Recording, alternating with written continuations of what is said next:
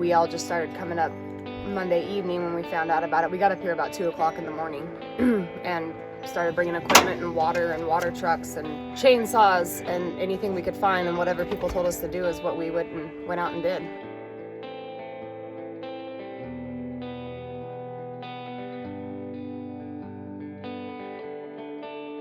We are building fire lines and putting out the fires, building fire lines so they don't crawl back up this way, up above the hill, and then wrap back around and come down, or go down this way and come down Fall Creek.